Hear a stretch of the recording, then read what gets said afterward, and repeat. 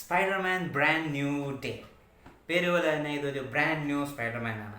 നമ്മൾ കണ്ടു മറന്ന ഒരു മാർവൽ സിനിമയിലെ സ്പൈഡർമാനെക്കാട്ട് കുറച്ച് ക്യാരക്ടർ വ്യത്യാസമുള്ള ഒരു സ്പൈഡർമാൻ മൂവിയാണിത്. അപ്പം സാധാരണ ഒരു ഇൻഫിനിറ്റി വാർ, എൻഡ് ഗെയിംസ് ഇതൊക്കെ ശേഷം മാർവലിൻ്റെ കുറച്ച് ഒരു പീക്ക് അങ്ങനെ ആയ ഒരു സിനിമ അങ്ങനെ അധികം ഇറങ്ങിയിട്ടില്ല. പിന്നെ yes, we are eagerly waiting for Doomsday. നല്ലത് നടക്കട്ടെ. അപ്പോൾ എൻ ഗെയിം ഒക്കെ കഴിഞ്ഞു. എൻ ഗെയിം കഴിഞ്ഞിട്ട് പിന്നെ വളരെ എൻജോയ് ചെയ്ത് കണ്ട ഒരു സിനിമയായിരുന്നു ഒരു നോ വേ ഹോം. അതൊരു എന്താ പറയുന്ന ഒരു മൾട്ടി ക്യാമിയോ റോൾസ് കൊണ്ട് നിറച്ച് നല്ല പാക്ഡ് തിയേറ്ററിലിരുന്ന് എൻജോയ് ചെയ്ത് നല്ല അടിച്ചു പൊളിച്ച് കണ്ട പടം തന്നെയായിരുന്നു അത്. പക്ഷേ അതിനുശേഷം മാർവലിൻ്റെ നല്ലതും ചീത്തയുമായിട്ടുള്ള ഒരുപാട് മൂവീസ് വരുന്നിട്ടുണ്ട്, സീരീസുകൾ വന്നിട്ടുണ്ട്, കുറേയൊക്കെ മിസ്സായിട്ടുണ്ട്. അങ്ങനെ മൊത്തത്തിൽ ഇങ്ങനെ ലിങ്ക് തന്നെ വിട്ടുപോയിട്ടുണ്ട്. ഒരു ഇതായിരുന്നു എനിക്ക് മാർവലിൻ്റെ ഒരു കണക്ഷൻ. അപ്പോൾ പക്ഷേ ഐ ലവ് സ്പൈഡർമാൻ. അപ്പം ഇതെന്തായാലും കാണണം. എന്തായാലും ഫസ്റ്റ് ഡേ തന്നെ കണ്ടു. Okay, so get into that review.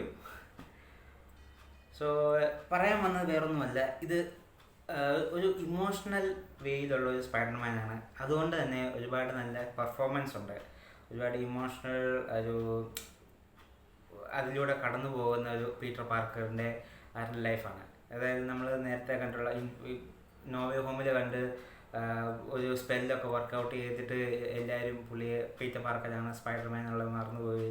അപ്പം എം ജെ ആയിക്കോട്ടെ, നെഡ് ആയിക്കോട്ടെ, ഇവരെല്ലാവരും മറന്നുപോയി. അങ്ങനെ അതിന് ശേഷം ഉണ്ടായി നടക്കുന്ന ഒരു കാര്യങ്ങൾ എന്തൊക്കെയാണ് എന്നാണ് ബ്രാൻഡ് ന്യൂ ഡേയിലൂടെ നമുക്ക് കണ്ടുകൊണ്ടിരിക്കുന്നത്. പക്ഷേ ഇങ്ങനെ ഈ സിനിമ കാണുന്നതിന് മുമ്പ് അതായത് എനിക്ക് ഭയങ്കര ഡൗട്ടായിരുന്നു. ഇപ്പോൾ ഞാൻ ഡെയർ ഡെവിൾ ഞാൻ കുറച്ചൊക്കെ അവിടെ എവിടെയൊക്കെ കണ്ടിട്ടുള്ളൂ, ഞാൻ ഫുള്ളായിട്ട് കണ്ടിട്ടില്ല. പിന്നെ പണീഷർ കാണണം എന്ന് പറഞ്ഞ് ഇരുന്നു, പക്ഷെ ടൈം കിട്ടിയില്ല. ബോക്സിങ് ഞാൻ പഠിക്കണം എന്ന് ആഗ്രഹം ഉണ്ടായിരുന്നു എന്ന് പറയുന്ന പോലെ പണീഷറും ഈ ഡെയർ ഡെവിളും ഇതൊക്കെ കാണണം എന്ന് ആഗ്രഹം ഉണ്ടായിരുന്നു, പക്ഷേ ഒന്നും നടന്നില്ല. പക്ഷെ അതുകൊണ്ട് ഇതൊന്നും മനസ്സിലാകാതെ പോകുമോ എനിക്ക് തോന്നി. പക്ഷെ അങ്ങനെയൊന്നും സംഭവിച്ചില്ല. അതിൻ്റെ ഒരു ക്യാരക്ടർ എന്താണെന്ന് അറിഞ്ഞിരിക്കണം. അത് മാത്രം മതി ബ്രാൻഡ് ന്യൂ ഡേ കാണാനായിട്ട്. സോ അത് കണ്ടില്ലെന്ന് വെച്ചിട്ട് നിങ്ങൾ ധൃതി പിടിച്ച് അതെല്ലാം വാച്ച് ചെയ്തിട്ട് മാത്രമേ ബ്രാൻഡ് ന്യൂ ഡേ കാണാൻ പോകൂ എന്ന് നിർബന്ധം പിടിക്കണ്ട.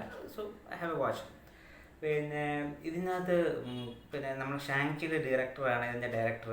സോ അത് നല്ല എനിക്ക് പുള്ളിയുടെ ഷാങ്ചി എനിക്ക് ഇഷ്ടപ്പെട്ട ഒരു പടമായിരുന്നു. പിന്നെ ഇതിൻ്റെ മെയിൻ ഹൈലൈറ്റ് എന്ന് പറയുന്നത് ജാക്കി ചാൻ്റെ സ്റ്റണ്ട് ടീമാണ്. ഇതിൻ്റെ ഫുള്ള് സ്റ്റണ്ട് കൊറിയോഗ്രാഫി എന്ന് വെച്ചാൽ അത്യാവശ്യം കുറച്ച് ചെറിയ ഹ്യൂമർ എലിമെൻറ്റ്സ് ഒക്കെ ആഡ് ചെയ്തിട്ടുള്ള ഒരുപാട് ആക്രോബാറ്റ്സ്, ജിംനാസ്റ്റിക്. പൊതുവെ സ്പൈഡി മൂവീസിനകത്ത് വെറുതെ സൂപ്പർ ഹീറോയുടെ മാതിരി പഞ്ച് ചെയ്യുന്നു, ദൂരത്ത് ചെന്ന് വീഴുന്നു, അങ്ങനെ അല്ലല്ലോ. കുറേ ഒരു ബോഡി ലാംഗ്വേജ് വെച്ച് ഒരുപാട് ആക്ഷൻസ് കാണിച്ചാലേ ഒരു സ്പൈഡർമാൻ ആണത് ഫൈറ്റ് ചെയ്യുന്നുള്ളത് നമുക്ക് കൺവിൻസ് ആകത്തുള്ളൂ. അപ്പം അതിൻ്റെ കൂടെ ഈ ജാക്കി ചാൻ്റെ സ്റ്റണ്ട് ടീമും കൂടെ വന്നപ്പോൾ അത് കൊളാബറേറ്റ് ചെയ്തപ്പം അത് നല്ലതായിട്ട് വർക്ക് ചെയ്തു. ഇഷ്ടംപോലെ നല്ല ഫൈറ്റ് ഉണ്ട്. പിന്നെ ട്രെയിലറിലൊക്കെ കണ്ട ഹൾക്കൊക്കെ ഉണ്ട്. അപ്പം ഹൾക്കിന് നല്ലൊരു ഫൈറ്റ് ഉണ്ട്, ഹൾക്കും സ്പൈഡർമാനും തമ്മിലുള്ള. അപ്പം അത് നല്ലൊരു എൻജോയബിൾ ആയിട്ടുള്ളൊരു മൊമെൻ്റ് ആയിരുന്നു. പിന്നെ ഇന്നത്തെ കുറേ നല്ല ഈ തിയേറ്ററിൽ ഇങ്ങനെ വാവായിട്ട് ഇങ്ങനെ ഒരു വാവ് ഫാക്ടർ തോന്നിക്കുന്ന സാധനങ്ങൾ, സീൻസ്, ഷോർട്സൊക്കെ ഓൾറെഡി ട്രെയിലറിൽ വന്നു. അങ്ങനെ കൂടെയുള്ളൊരു ചെറിയൊരു കാര്യമുണ്ട്. പിന്നെ യെസ്, ഒബ്വിയസ്ലി നല്ല പെർഫോമൻസ് ആണ്. പ്രത്യേകിച്ച് സേഡി സിംഗിൻ്റെ നല്ല പെർഫോമൻസ് ആണ്. ഇപ്പോൾ സ്ട്രേഞ്ചർ തിങ്സ് ഒക്കെ എല്ലാം കഴിഞ്ഞിട്ടുണ്ട്. അപ്പോൾ പുള്ളിക്കാരത്തിൻ്റെ ഫുള്ള് ഒരു പൊട്ടൻഷ്യൽ ഞാനത് ശരിക്കും നല്ലതായിട്ട് ഇട്ടിട്ടുണ്ട്. ആ ക്യാരക്ടർ ബിൽഡിങ് എന്താണോ അതിൻ്റെ ക്യാരക്ടർ, അപ്പം അതിന് വേണ്ടിയിട്ട് അത് കൺവിൻസിങ് ആയിട്ട് നമുക്ക് തോന്നണം. ആ impact, why she is like that, അങ്ങനെ നമുക്ക് തോന്നുന്ന രീതിയിലാണ് സേഡി സിംഗിൻ്റെ ക്യാരക്ടർ. പിന്നെ ഞാൻ അധികം ഇങ്ങനെ മാർവൽ കോമിക്സോ ഇങ്ങനെയൊന്നും ഒരുപാട് ഇങ്ങനെ വായിച്ചിട്ടില്ലാത്ത ഒരാളാണ്. സോ എനിക്ക് ഉള്ള നോളേജ് ഈ സിനിമ മൂവീസിലൂടെ ഉള്ള നോളേജ് തന്നെയാണ്. പക്ഷേ ഐ ഫീൽ ഓക്കെ നല്ലതാണ്. അത് ഇനിയും കോമിക്സ് ഭയങ്കരമായിട്ട് വായിക്കുന്നവർക്ക് ഇതിൻ്റെ എത്രത്തോളം ആപ്റ്റായിട്ട് ഇത് വന്നു, എത്ര ക്യാരക്ടർ അല്ലെങ്കിൽ എത്ര സീൻസ് കമ്പാരിറ്റീവ്ലി നല്ലതായിട്ട് വന്നു എന്നൊക്കെ ജഡ്ജ് ചെയ്യാൻ പറ്റത്തുള്ളൂ. അതുകൊണ്ട് അതിലേക്ക് കിടക്കുന്നില്ല. പക്ഷേ ഇതൊരു അങ്ങനത്തെ ഒരുപാട് സിമിലാരിറ്റീസ് ഉള്ള ഒരു സിനിമയാണെന്നൊക്കെ എല്ലാവരും പറയുന്നത് കേട്ടു. പക്ഷേ ഇത് നല്ലൊരു വാച്ചാണ്. അതായത് എന്താ പറയുന്നത്, വളരെ ഇമോഷണലായിട്ടുള്ള ഒരു സ്പൈഡർമാനാണ്. പുള്ളിയുടെ ഒരു ക്യാരക്ടർ ബിൽഡ് നമുക്ക് അറിയാം.